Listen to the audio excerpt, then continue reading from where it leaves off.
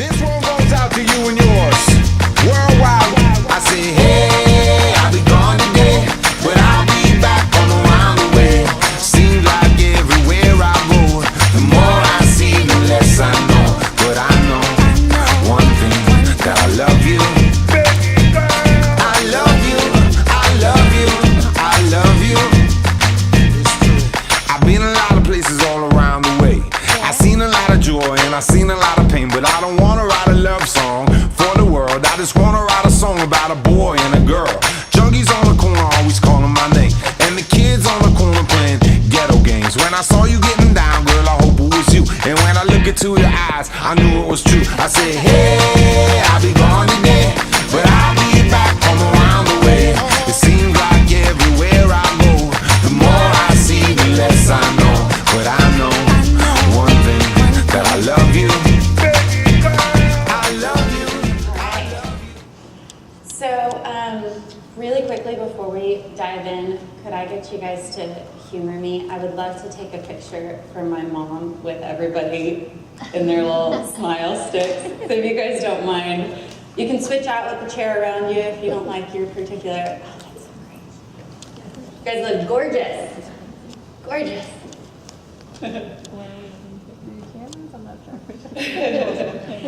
And also, do you got it? You guys can keep them up if you want to, but I think that, yeah. And it looks like it'll be a little bit of a more intimate crowd, so if anybody does want to scoot forward, feel free to do that. All right. So, we come from a place with more cows than people. More cows than people. I just want that to sink in for a second. And yet in the business world, I compete with companies like Sargento and Kraft, the big guys. My name is Jillian Kennedy, and I'm with Tillamook Cheese. I run digital marketing for Tillamook Cheese. Any Tillamook Cheese fans out there? All right, I thought I might be with friends here. So let's dive in. For those of you guys that maybe aren't familiar with Tillamook Cheese, we are a farmer-owned co-op. We've been making our staple product, our medium cheddar baby loaf of cheese, for over 100 years using the same recipe. That's actually what you guys tasted today, and there's more in the back, so feel free to grab a snack. Tillamook is actually located out on the Oregon coast, on the Pacific Ocean. It's Tillamook, Oregon. It's a real town, real place. And this is a snapshot of what it looks like, with all that coastal rain. The grass is green, cows are aplenty. Rumor has it that sunbeam is actually not photoshopped in, but I'll leave it up to you guys to decide. So that's a little bit about Tillamook. The grocery environment is an interesting place these days. Grocery stores are actually going through a little bit of consolidation. Grocery stores, I don't know if you guys know this, but grocery stores are actually the ones that choose the products that get on their shelf. It makes sense. And their private label or their store brand product usually has slot numero uno. That's the one that they make money on, so that's going to be on shelf. And then that leaves the rest of us to kind of jockey for whatever space is left on the shelf. And grocery stores are consolidating the number of slots that there are. A lot of grocery stores are also consolidating who is making their purchasing decisions. So they may have their headquarters in the Midwest or the Southeast making buying decisions about what's in a grocery store in Portland, very far away from where our stronghold is. So because of all of these circumstances, this consolidation, it became time for Tillamook to kind of grow beyond our Pacific Northwest territory, spread out from the West Coast, and start exploring. So we set our sights on Texas for a couple of reasons. 254 million pounds of cheese are sold in Texas every year. So you guys like your cheese, so it's a good place for us to be. We have that in common. Also, we had been kind of testing the waters here in Texas for a little while. We had already set up our shipping infrastructure and some very important grocery partnerships here. So it was just kind of a natural fit for us to roll into Texas. So in 2012, we decided to formally introduce ourselves to Texans. And this was actually a pretty daunting expedition. I mean, what's bigger than Texas? So this was kind of a big deal. And from living here for years, I actually lived in Texas for a couple years, I know that Texas really can be its own country. So we're Oregonians who are we to come into Texas? Texas has local brands of cheese. Texas has Velveeta and this pride of place. Who are we to come in and say, oh yeah, you should definitely try our cheese? And the only way that I could kind of wrap my brain around that, the only way I could imagine Texans considering Tillamook cheese is if we built a true relationship with Texans. You know, if we got to know each other better, even got to like each other, maybe even realize that we have a lot in common. Only under those circumstances were we going to actually be able to get people to taste Tillamook cheese. So I took a step back and I actually did some thinking. You know, if our goal here is to develop relationships with Texans, many of whom have never heard of us before, may not even know how to say Tillamook, how's that going to work? You know, when you're the new kid in the school, how do you start making friends and developing those long-term meaningful relationships? And that's what we're going to take a look at today, and the role digital can play in cultivating those relationships for marketing success. So for the record, my goal today is just to give you guys a couple of the lessons that we've learned so that you can take them out, you know, change them up, build on them, make them even better, bigger and better for your own brand. You know, I don't know about you guys, but I just love the idea of all us like little guys just paving the way and making room in the world for our own brands. And I just think that consumers deserve to experience the little guy as much as the big guy. So anyway, that's what we're going to talk about today. So to help our brand get ready to go into a new market, let's take a cue from the new kid in school. Once we're officially in the new market and trying to build relationships, let's use dating. Let's use a dating analogy as a guide, because who doesn't love a good dating analogy, right? And once we're past our initial new market launch phase, let's do what parents do and always keep the kids' needs in mind. So before entering a new market, act like the new kid in school. Once you're in the market, go on a few dates. And once you're past your initial launch, do what parents do and always keep your kids' needs in mind. The first lesson comes from my own experiences moving into new markets. I've moved 11 times in my life, and there's one thing that I've learned about moving. The people that are good at it and successful at it are the ones that go into their new environment with just wide open eyes, trying to absorb everything they can as quickly as possible and adapt to their new environment. The people that struggle with moving are the ones that think that their new home is going to be just like their old home. When I lived in Minnesota, for example, Zubas were all the rage. I don't know if you guys remember these things. They're these zoo-printed hammer pants. They're pretty amazing. And I mean, this was like what all the football players, sorry about the quality of these photos, but just classic shots here. So it was like the football players, and in Minnesota, all the hockey players would have the mullets and the rat tail and their Zubas, and then this was cool. This was what cool people did. So cool that I actually love this photo. This guy made his entire wedding party. He wanted to document his day in Zubas. I can't imagine what the bride is wearing actually, but anyway, so Zubas were all the rage. And then right in the middle of their reign as fashion gold, I up and moved to Texas. Zubas were not cool in Texas, to say the least, especially not for the new kid in school. So you guys can see where that all went. You know, it's easy to get comfortable with the trends and traditions of our hometown and assume that they're going to translate into our new markets, but they just don't. And the only way to get around that is to really take the time to research your new market. You guys see where I'm going with the marketing analogy here. And I know that might seem kind of, duh, okay, I get it. But I think a lot of companies actually take this step for granted. You know, they might do market research or look at data on what the people in that local market are doing. But are they really spending time on the ground talking to local people, understanding what that market needs and how they fit in? So I just wanted to kind of belabor that a little bit. You know, it's really a filter for deciding what marketing programs to pursue, which to invest in, and it can totally change your marketing game plan. One example specifically from the Tillamook world is we have this habit of talking about how great it is that Tillamook is a natural cheese. We say it everywhere, say it on the website, we have it on our packaging. This is an ad from decades ago, you know, and of course, front and center is natural cheddar. And then, you know, this is an ad from just a couple years ago, and of course, natural is big and bold on the label. So this is an important brand message for us. And when we say it on the West Coast, it's accepted. It's a valuable statement. People understand what it means, and it's, yes, great, that means I'm going to pick up my Tillamook cheese. But when we're outside of our own stomping grounds, most people have really never stopped to ask themselves, what is an unnatural cheese? Especially here in Texas. And I can say that from personal experience because I have roots in West Texas, so all of my family recipes, all of my grandmother's recipes have Velveeta in them, or at least all of the best ones. I mean, that's the good stuff from childhood. And it wasn't until I moved to Oregon and really became exposed to Tillamook cheese that I started to ask, okay, what is the difference between a natural cheese and a processed cheese?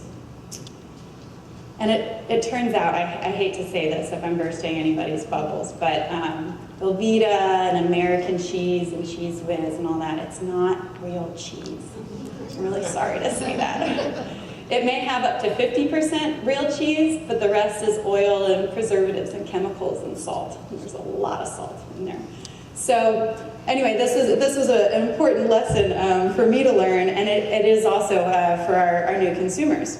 So one thing we learned once we came to Texas, from talking to local bloggers, people on the ground, we do sampling events in all of our new markets, so just having that experience of talking to people on the ground, we learned that we can't just start chatting up natural cheese.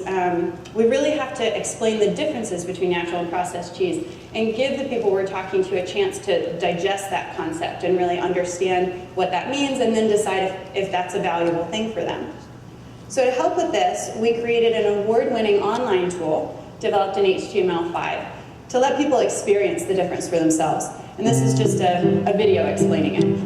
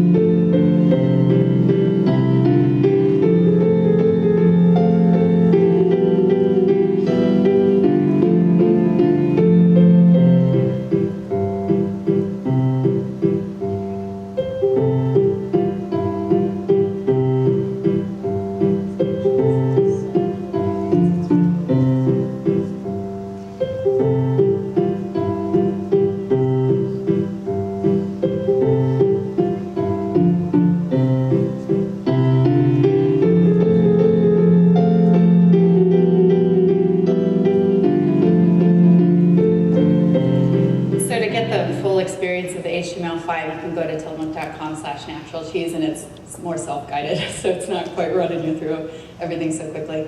And then I don't know if you guys noticed, but at the end we actually incentivized Texans to taste the product for themselves with a coupon that was geo-targeted just for Texans. Overall, this single campaign garnered about 30 million impressions in our target markets. There was a 40% coupon redemption rate, which is way above industry average for those of you guys that are in that space. And then it also got the attention of key media. So Fast Company, Ad Age, ComArts, yes, please, thank you. That's great. Well, that's exactly what we want to have the attention of. But my favorite part was actually what our fans ended up saying. I don't think I've ever had anybody thank me for advertising to them before. And these are just a couple of snippets, but things like, thank you for the delightful and informative ad. I enjoyed it and learned a lot, you loyal customer. Nice work, web designers of cheese. I love it. And these are, by the way, comments about the specific marketing experience, but looking at all of the comments that we got around this campaign, the conversations that were happening around the differences between natural and processed cheese were just invaluable. We couldn't have created those ourselves. It was really up to our fans to take this information and run with it. So the point of this story is that we're able to learn a lot from being on the ground in our new market, observing, talking to people, and we set up our marketing plans to be able to adapt quickly to those on-the-ground learnings, and this was able to tie into all of our other marketing activities and just pave the way for that important lesson. So as you're heading into a new market, take a cue from the new kid in school, leave time to observe your new market, and implement plans that allow you to continuously adapt to that environment. This first lesson just kind of got us in the right mindset to go into a new market. Helped us lay the groundwork for our plans, and most importantly, it reminded us to not wear Zubas to Texas. So, this is interesting. I see that Alexis Nask. Yeah, she's here. I see you're like really into these this presentation, these Zubas. I come from a town with more cows. All right. Do you think these will be fashion gold there? Absolutely. Okay, why don't you come up here and grab these? We'll do a t-shirt to complete the outfit too. Yes, yeah, get the full thing going there. All right. So the second lesson comes from the art of dating and building relationships. Now, whether it's a new guy or a new fan of your product that you're trying to woo, we're all hoping to eventually develop long-term relationships, right? Okay. So hopefully by this point in our lives, we also now know that in order to develop a long-term relationship, you can't just ask people to hop into bed with you right away, right? Hopefully, okay. So, asking somebody to just hop into bed with you, that's the marketing equivalent of just giving your product away for free. And the big guys might be able to get away with this through coupons and discounts and, paying grocery stores to get that spot on shelf. But for the little guys, it's really just not an option. So, okay, we know that we don't want to just ask people to hop into bed with us, but we also can't ask them to marry us right away either. That's the marketing equivalent of asking, somebody the first time they've met you to be this long-term avid brand advocate. It's not going to happen. We just don't know each other well enough. So then what does this process look like? How do we build meaningful relationships? And this is where we can dive into that dating analogy. Excuse me. So the first step is to figure out who you want to go on a date with. You guys might have had this experience last night, I don't know, but you're in a bar, you're kind of scanning the room, and all of a sudden you see that fox across the room, and you decide, okay, that's who I want to go on a date with. That's the one. Well, that's the marketing equivalent of identifying your target market. The next step is to get the attention of that fox across the room. Maybe you laugh really loudly or bump into them on the way to the bathroom, or I don't know, whatever tactics you guys have. You guys are probably much better at this than I am. But this is the marketing equivalent of creating awareness in your target market. You want to do something that makes sure that target is aware that you even exist, that you're even in the room. Now things start to get a little bit more interesting because you've actually got to go talk to that fox across the room. Engage them in some sort of initial conversation. This might be where you break out your cheesy pickup lines. I don't know if you guys have been following it, by the way, but has anybody seen the South by Southwest pickup lines hashtag? It's like really geeky, really funny. Anyway, I've gotten a kick out of that. So you can try one of those. But in the marketing world, that first conversation, and this is a little bit awkward with the dating analogy, but it's encouraging trial. For Tillamook, it's that first bite of Tillamook cheese where people realize, oh my gosh, this tastes different than what I've had before, and it's basically encouraging people to come back for that second bite, come back to get to know us a little bit better. So the next phase in the relationship life cycle is just going on dates, second, third date, et cetera, et cetera. This is when you're getting to know the other person. You're asking about their favorite movie and where they grew up and what are their siblings like, and oh, your favorite color is blue, my favorite color is blue. No, this is when you're building affinity. And it's the same thing in the marketing world. This is that brand and product education phase. So people might have taken that first bite of Tillamook cheese, but now they're learning we're a 100-year-old farmer-owned co-op. We naturally age our cheeses. Oh, there's chefs that think Tillamook is really cool and choose it in their restaurants. Okay, this is great. You're building an affinity and getting to know that brand a little bit deeper. What's next? Having your date, that blossoming relationship, come and meet your friends and family. And this is this is an interesting phase. It's when that person that you've been dating becomes an important enough part of your life that you're ready to share them with the rest of your community. So maybe this is when you change your Facebook relationship status. But they're definitely coming home and meeting the parents and things like that. Now, normally, when people are coming home to meet the parents, this is a pretty nerve-wracking phase, but in the marketing world, this is when things actually get pretty exciting, because this is when we have true brand engagement. So fans are posting pictures of their children in onesies that say baby loaf. They're posting pictures of the midnight snack that they just prepared, that they snuck in the kitchen to make with Tillamook cheese.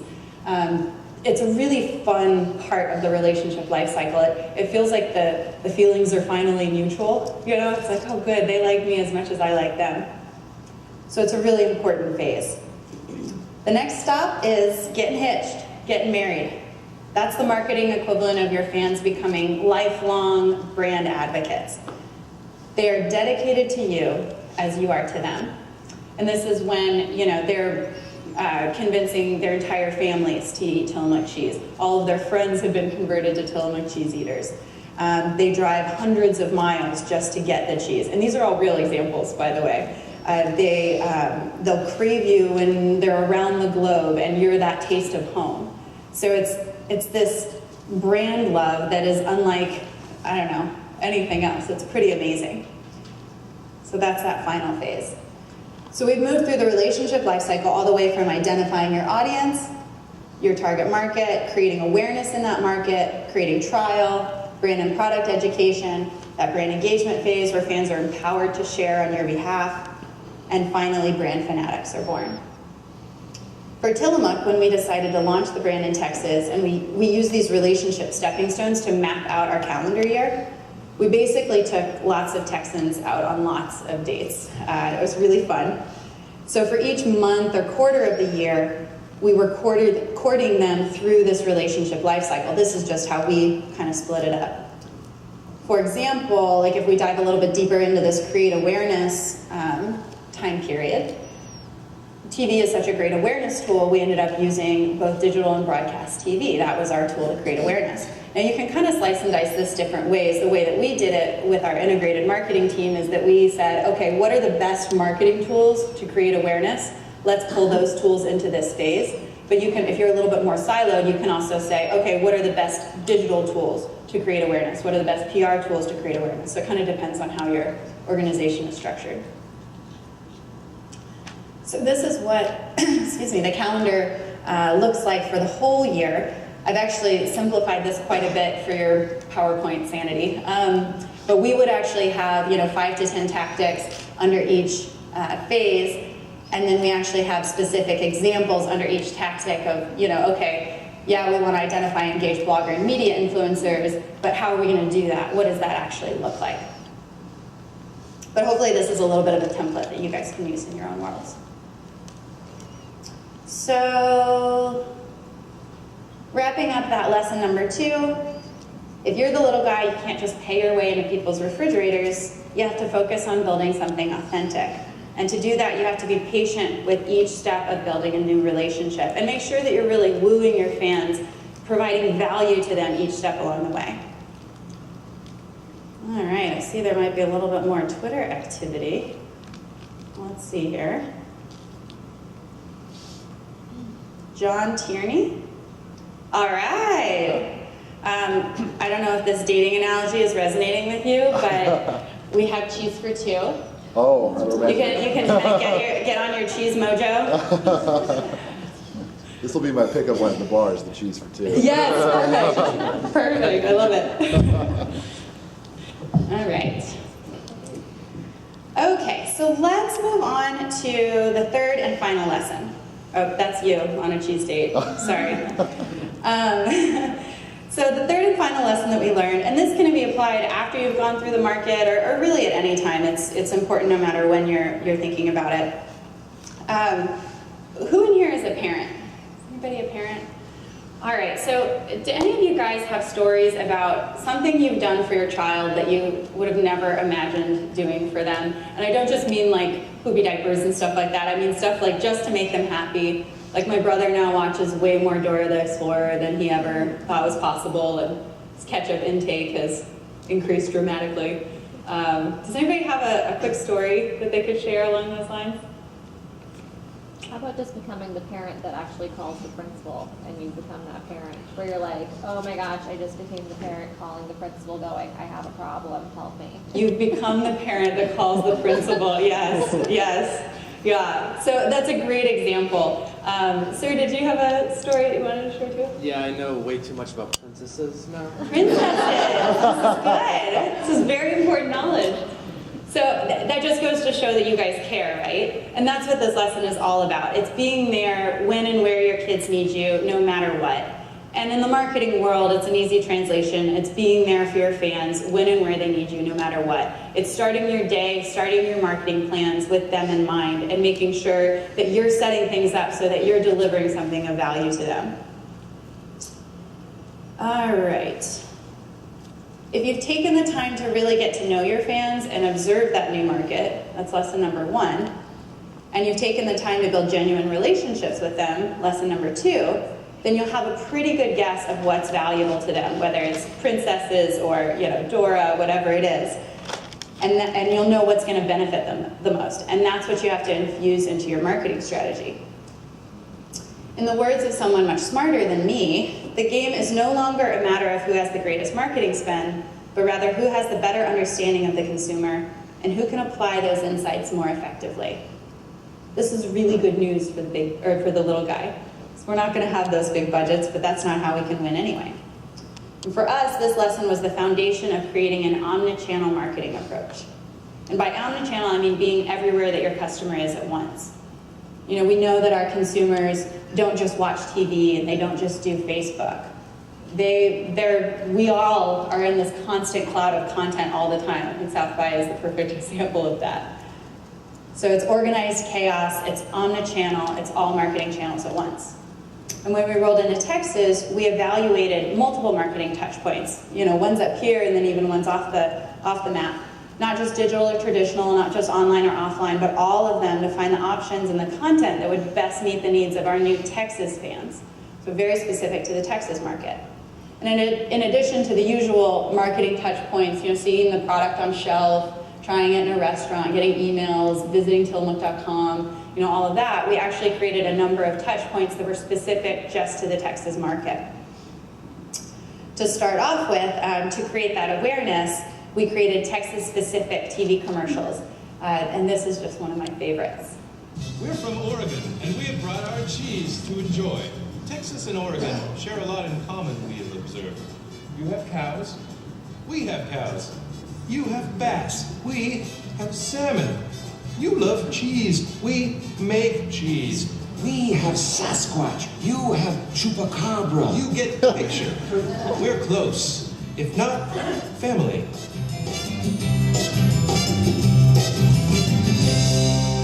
So there's a whole series of these, complete with armadillo phones and all kinds of fun stuff. So check them out online. We actually partnered with a local agency here in town to make sure that we were really getting that Texas voice right and making sure that this content would resonate with locals. Also, to create awareness, we did a print campaign in Texas Monthly, and you can see this beautiful print piece in the background. It was an open letter to Texas, but my favorite part is that this is actually from one of our fans that decided to add it in color commentary on each paragraph. We have an amen down there. You have a great relationship with our house up top. I mean, this is unbelievable. She took the time to send this back to us. So it's about the print campaign and creating awareness. The important thing is that you got here. Now you're in Texas. That's so great to know. But it's also, again, developing this relationship. And of course, we wrote right back to her and said, "We're so glad to be here. Thanks for welcoming us with open arms." Next, to create trial, we brought our Baby Love buses to town. Have you guys seen these? Maybe. Okay. Well, they're actually driving around town here in Texas. So if you haven't seen them yet, keep an eye out. These are little VW buses that have been retrofitted to look like baby loaves of cheese. They're their exact same color as their packaging. And they're driving all around the country, bringing smiles, sticks, buttons, free cheese, coupons, recipes, and lots of #LoveLove. to the great people of Texas especially. So here's actually, in case you guys haven't experienced the full event sampling activation, this is just a video that'll give you a sense of it. And this was actually shot here in Austin.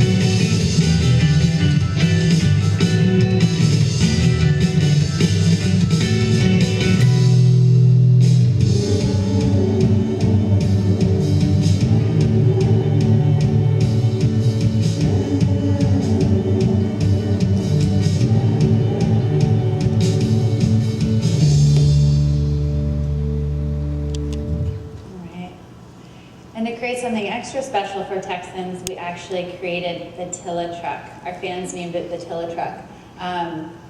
This is a 59 VW truck, and it's brand new this year. It's here in Austin. It was just over at Howdy on Saturday.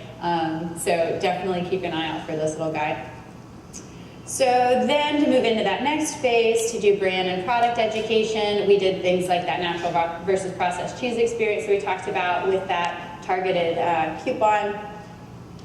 And then, I apologize, this is really hard to see, but if you go online, you can experience a digital recipe palooza cookbook. And what this is that we actually, as we were getting to know all of our local Texas bloggers, we ended up partnering with them, building a relationship with them, and said, you know what, these people are so amazing at their craft. They're entertainer extraordinaires. What if we compile all of their recipes and tips into a digital cookbook and launch it around the holidays, launch it around home entertaining? And so we actually built out this digital cookbook, and it was great. It was a way of honoring those bloggers and their ways of using our product. And then we shared that nationally with our audience, and then we also advertised in Texas Monthly, so we were able to drive more people to their blogs. It was great to have this content to share with new fans. So it's just a win-win all around. And again, this was kind of in that brand engagement phase, so this content was very easy for our fans to share within their own communities. So they really were taking Tillamook things and saying, hey, I believe in this enough to share it. So with all these different options, Texans could choose the channel that was most convenient or most interesting for them. And that was fine with us. That worked for us because with an integrated marketing approach, we made sure that the same core messaging was expressed no matter what channel they chose. You know, every single channel communicated best taste, highest quality milk, naturally aged, farm-owned for over 100 years. So the consumer is getting what they want, but we were also accomplishing our marketing goals. So the final lesson we learned is to find that inner parent and always start your planning with your fans' needs in mind, and serve up content and marketing activations based on your learnings on the ground in the places where your consumers are already spending time. Man, Twitter is going off. Let's see. Jimmy Vinicky. All right. So do you have kiddos at home? Nope. Do you know any small children? Okay, then we're good. I have a little backpack here. You can wear it too. I won't tell. What'd you say? I just might, yeah. And inside there's your supply of cheese. So not actual cheese because that's pretty heavy. Yeah. Thanks for your tweets. So that's that final lesson. And the fun part of all of this is that we have the opportunity, as the brands that we are, we have this opportunity to shape our consumers' experiences of us. We can be seasonally relevant, culturally relevant, even technologically relevant as times change. And we have this opportunity to educate our fans, inspire them, improve their lives even. And I know that's a really big statement, especially coming from a cheese company, but that's what we're finding our work is. These are just some examples from our fans, and it was so hard I tried to fit as many on the slide as I could because it was so hard to pick them, but things like, oh, Lofi, by the way, if you talk to Tillamook Cheese in Facebook or Twitter, you're actually talking to Lofi, medium loaf of cheddar, but oh, Lofi, you're the best. Always know how to make me smile. I'm so glad we're friends. No, son, you cannot put the 1 pound block of Tillamook cheese in your bed to play with. This goes beyond just a cheese company or a product. This is a relationship. This is a lifestyle. And that's the work that we're doing. We're building relationships with our consumers. We're adding value to their lives, not just through the products we're putting on their table, but by cultivating that relationship day in and day out. And I really can't express this enough. I mean, spending the day with Tillamook fans it's the best thing in the world. Getting to talk about cheese all day, it's the best thing in the world. I really see it as my job to make sure that I'm serving our fans day in and day out. And I don't always get it right. Turns out people actually didn't want a recipe for mac and cheese pancakes, but that's okay. I was listening, and I care, and I'm gonna try something better the next time, just like in a real relationship. So just as a good parent will do everything they can to make their child have the best possible day, just as you want your date to go on a second date with you, just as you want to be accepted as the new kid in school, it's about being a good partner in the relationship and offering something of value, something that will just delight those around you. And what I've shared today is how we've delighted our fans. Excuse me. And net, it's worked. Now we really do have these strong relationships with Texans. Our Texas fan base has grown exponentially. It's been awesome. Our relationships with Texas bloggers and the media have been phenomenal, and we're being welcomed back with open arms our second year back in Texas.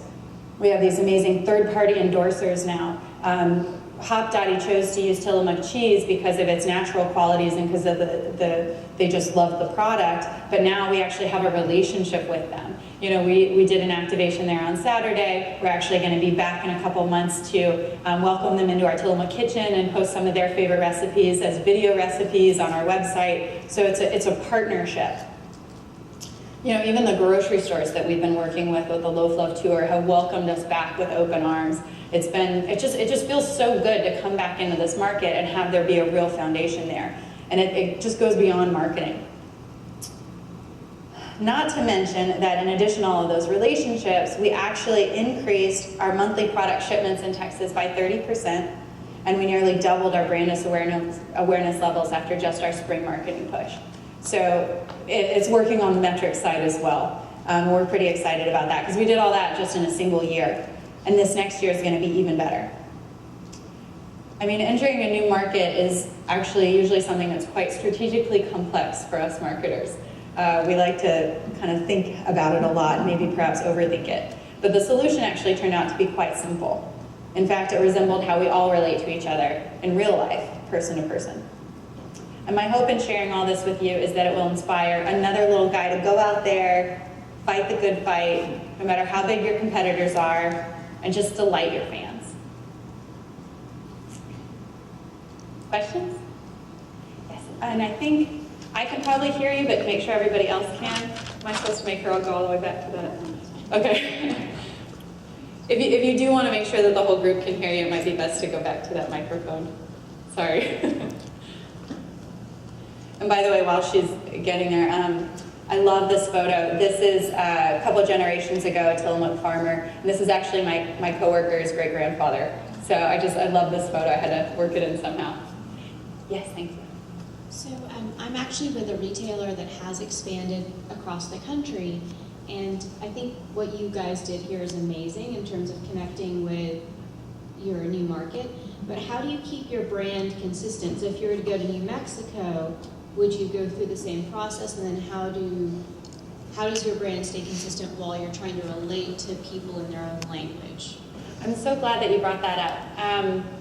I think the way to do it is to make sure that, just the way people do it, to make sure that even when I'm moving into a new market or a new school, I'm still bringing myself into that environment. I'm still bringing those qualities into myself. It's maybe some of the surface stuff that changes, like wearing Zubas, or maybe we find that in New Mexico, I'm making this up, but people are really, really excited about, hot rod cars or something, and so that informs what low-flow tour vehicle we bring in. Or they have a habit of doing things through mobile devices and not through print at all. It can also just be tailoring that marketing channel to them. I'm definitely not suggesting change who you are, who your core values are. And for a brand like Tillamook, it's actually really hard to do that, because when you've been around for 100 years, you are who you are. That's what's coming through. So I think you just tailor those small things and make sure that you're having the right kinds of conversations that are truly valuable to that market. Did you find that you didn't alter your brand voice, you just kind of tried to relate your brand voice to the market that you're in? Exactly. Yeah, choosing the specific things that are going to connect with that audience. I don't have to get into this, but for those of you that are familiar with social object theory, it's the notion that just as two people connect around specific topics of interest, those topics of interest are social objects, and just as people do that, so does a brand do that with people. So, I might be really into, I keep coming up with all these car examples, and I'm not really that into cars, but let's say I'm into like Mack trucks, and you're into knitting. Well, we're not going to talk about either Mack trucks or knitting, but if we're both into cheese, then we're going to talk about cheese, and that becomes a social object. So it's just thinking about what are those social objects with that market. Hey, can I get a ride on the tow truck? Oh, good question. I'm going to have to ask the boss about that one. I don't know. I think that's a yes. My name's Jerry. I work for Tasty Bite, which is all natural Indian food. If anyone would like samples, please hit me up. I'll definitely give you some. I don't have them here, but I'll send them to you. Outstanding campaign. Love what you guys do. Big fan of all your work. And I think what I appreciate most is how it's digital is truly integrated with everything. It's not, off on its own island doing its own thing. Your marketing team has really come together and put together a really, everyone says integrated campaign, but this is truly an integrated campaign, so kudos to you and the team on that. Just out of curiosity, what were some of the digital goals for this campaign, and did you meet them? Or, the digital KPIs for the entire campaign? Yeah. So first of all, thank you for all the kind words. Flattery will get you everywhere. So digitally, we did have, and it's interesting that you bring this up, because I didn't dive into all of our digital metrics. So I run digital marketing, and I actually have a counterpart that does all of our offline marketing. And so in my world, I geek out over all the data. I have we want to have this many fans, we want to have this many impressions, this many engagements, all that stuff.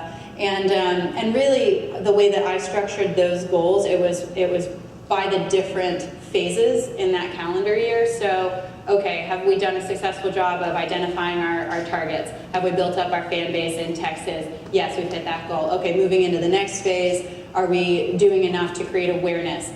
So for example, in the digital space, we know that Texans love their queso. So we created a natural queso recipe with one of our partner chefs, Jose Rosenberg, actually, and he's the top 5 season 5 Top Chef winner. There we go. So he actually created a natural queso recipe for us, and we were able to advertise that to Texans to create awareness around that idea of having a natural cheese. So anyway, we basically just layered in those metrics for each of those stages. And I could go through them, but then I'm also kind of sharing a little bit of the secret sauce. So, but I was very happy with where we netted out. It was a hands-down digital success. Our fan base, as I mentioned, has grown exponentially, and now going back into the market, back into Texas in the second year, we have this amazing digital foundation to support additional TV commercials, to support additional Loaf Loaf Tour events. We just have that many more people who we have relationships with to talk to. So I was very pleased with how that turned out. So as a born and bred Texan, it's a little bit scary that you had to explain the difference between natural and processed cheese. If you love Velveeta, I hope you know the difference for that. But I'm just wondering, with the focus on natural and kind of the larger trend around labeling and organic, like if there was confusion around what natural itself meant. It sounds like in this case it's just the opposite of Velveeta, but with all the other conversation kind of going around, is that something you guys needed to address or talk about? Yeah, natural is definitely an interesting space. It's a little bit different for us because we've been natural for over 100 years, because that's how we started making the cheese a long time ago, and that's how we still make the cheese. And so that natural thread has just stayed a part of our brand message. It's interesting though, because the food industry is now regulating natural and saying what natural means. And on the one hand, although all of our ingredients are natural, cheddar is not actually normally yellow.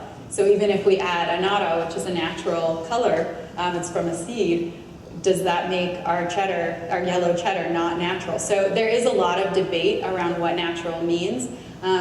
And we do talk to our fans about that and explain, this is what natural means to us. And until, natural becomes as regulated as perhaps organic, we'll probably just stick with that vein. But it's a very interesting trend to watch. And it's kind of exciting because I see a lot of brands out there trying to retrofit their products into the natural space. And it's really fun to just already be there and have that be a core part of who we are. Hi, I'm Phil Harris, and I was wondering what types of tools you used to evaluate your campaign across, I guess, social and TV, and you don't have to define your goals, but just what tools did you use to measure, I guess, your spend? Sure. So I don't think there'll be any big surprises. I mean, as a farmer-owned co-op, we don't have huge budgets for these things, but we actually, in the social media space and the online listening space, we use Radian 6, and that's been a huge tool for us. And it's been a tool both for getting anecdotal feedback, I shared a lot of that today, but also just looking at the straight up numbers. In the digital space, we have a lot more control over our reporting, but we're taking advantage of every free tool out there we can, Google Analytics. I actually do have a partner that helps me kind of collect all of the data and sort through it and make sense of it. So he's kind of my powerhouse with that. I guess the follow-up question, how about hyper-local type, like you run these events all around the country? Mm-hmm. Like, do you survey people? How do you understand if you made an impact in like the conversation at a specific point in time at a location? We do, so for example, just with Texas, we did put together brand awareness surveys and surveys before in the market before we rolled into town, and then at the end of the year, I want to say maybe October, so kind of after we had gone through the majority of our activations, we ended up going back and doing the exact same survey. So we are doing some conventional research methods.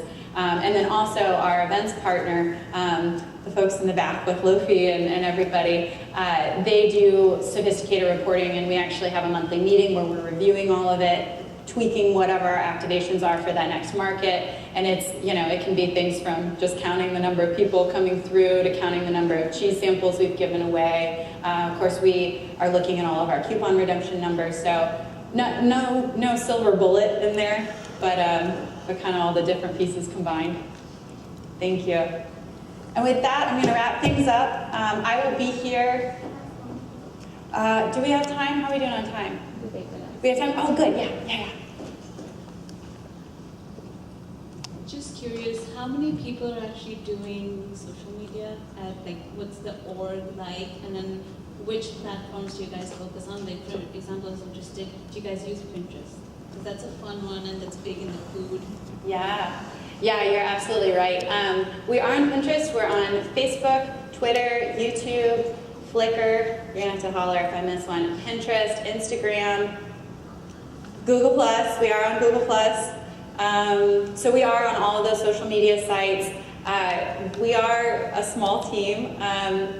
It's kind of interesting. I actually have 4 people on my team, but I also oversee our entire customer service department. So there's 2 people that handle all calls and emails and inquiries about the product.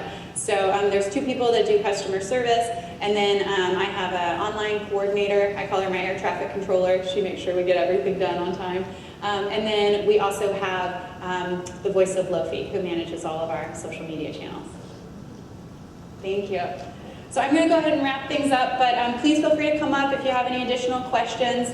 I'll be up here to chat later.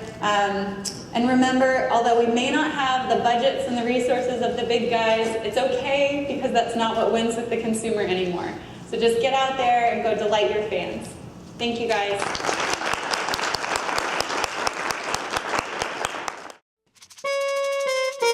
Come down, selector.